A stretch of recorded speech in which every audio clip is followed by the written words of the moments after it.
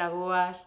Aquí estou eu en Corentena con Contos e vou a contar outro conto, de acordo? Hoxe non temos que sacar o conto da caixa porque non hai conto. O material no que me vou apoiar é este, que son estas láminas grandes de casals que non caben na caixa. Como non caben, pois xa non se meteron. E o conto de hoxe é Carapuchiña Vermella. Había unha vez unha nena que vivía en Carballo e que se chamaba Carapuchiña Vermella. Puxéronlle ese nome porque sempre levaba unha carapucha desa cor. Unha tarde, a mamá de Carapuchiña pediulle por favor a Carapuchiña se lle podía levar á avoa que vivía na ponte unha cestiña con manteiga, pan e mel. Porque eses días a avoa viña a desencontrar así un pouquiño regular e, como era a avoa a que sempre facía o xantar e os postres, pois ese día decidiron que a avoa descansara e levabanlle a merenda. Carapuchiña colleu a cesta e a mamá díxolle que polo paseo do Anllóns había de haber un montón de carballesas e carballeses que o saudara correctamente e que tampouco nos entretuvera demasiado, non vai a ser que chegara á ponte á noite.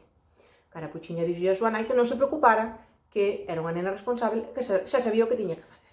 Aquela Carapuchiña foi moi contenta polo paseo do bosque cantando: son Carapuchiña que a boiña vou a ver, levolle tortiñas, manteiga, pan e mel. Como ela non sabe que a visita la irei, unha gran sorpresa e ledicia lle darei. Cando ia pola metade do paseo, topouse co lobo, que tamén vivía en Carballo. E o lobo cheiroulle o que Carapuchiña levaba na cesta. E, como o lobo viña de convertirse ao vegetarianismo e tiña moitísima gana de carne, sustituía a carne, moi mal feito, por doces. E pensou que igual non era difícil enganar a aquela nena tan pequena para comer o que tiña na cesta. Daquela díxolle: onde vas, Carapuchiña? E Carapuchiña díxolle: vou a casa da miña boiña que vive na ponte a levarlle esta cestiña con manteiga, pan e mel. E o lobo maquinou e dixo: se fago que Carapuchiña se entreteña polo paseo do bosque, chegarei eu antes á casa da avoa que sei onde vive e abrolle a porta e papo que ten na cesta. E daquela díxolle: mira, Carapuchiña, ti sabes que no bosque hai unhas pontes maravillosas para cruzar. Por que non te entretes un pouco cruzando dun lado para outro e faz algo de deporte? E Carapuchiña pensouno e dixo: bueno, pois igual non é mala idea, como aproveitando esta tarde tan maravillosa. E o lobo tamén lle dixo: mira, de paso, como estamos na primavera e hai tantísimas flores ás beiras do río, por que non as colles? Por aí Carapuchiña sí que non pasou, porque era ecoloxista e non estaba de acordo con cortar as flores. Pero, con entretenerse dun lado ao outro das pontes, quedouse con esa idea.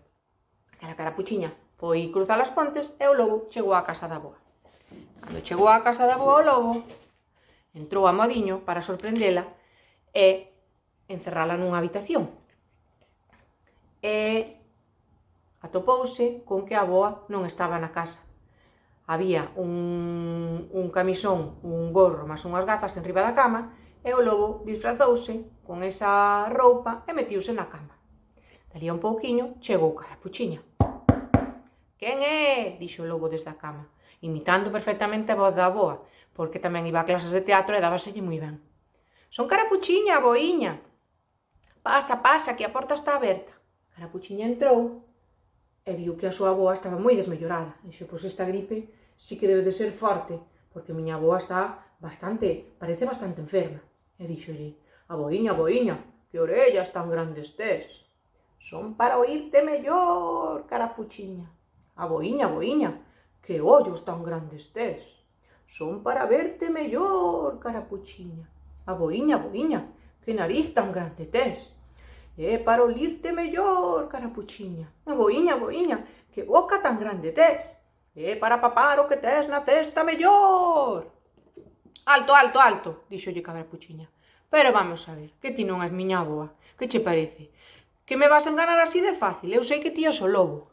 Pero o que non entendo é por que non me pide as cousas educadamente. Eu son unha nena bastante razonable e ademais son altruísta, gústame compartir. É que non sei por que non me pide as cousas e tes que armar este enredo para comer as cousas da cesta. Ademais, eu tampouco non quero que miña avoa coma todo este doce ela sola, que non lle fai ningún ben. E daquela, dalí un pouco chegou a avoa e sorprendiuse de que estuvera o lobo, Carapuchiña, aquilo parecía unha festa. Carapuchiña preguntoulle onde estuvera, e a avoa díxolle que xa se encontraba mellor e que daquela fora dar unha volta, fora ver as obras, como boa xubilada, e ademais viña de botar unha partida no Pazo da Cultura. Sentáronse os tres a merendar e Carapuchiña aleccionounos un pouco de que esa non era unha merenda axeitada, que agora o que se levaba e o que se demostraba que era moito mellor para a saúde era merendar froita, froitos secos, pan integral. A avoiña e o lobo estiveron de acordo con ela, e o lobo díxolle que para contrarrestar esa merenda tan calórica que invitaba a Carapuchiña a ir correr polo bosque co seu amigo cazador, que estaba a piques de chegar.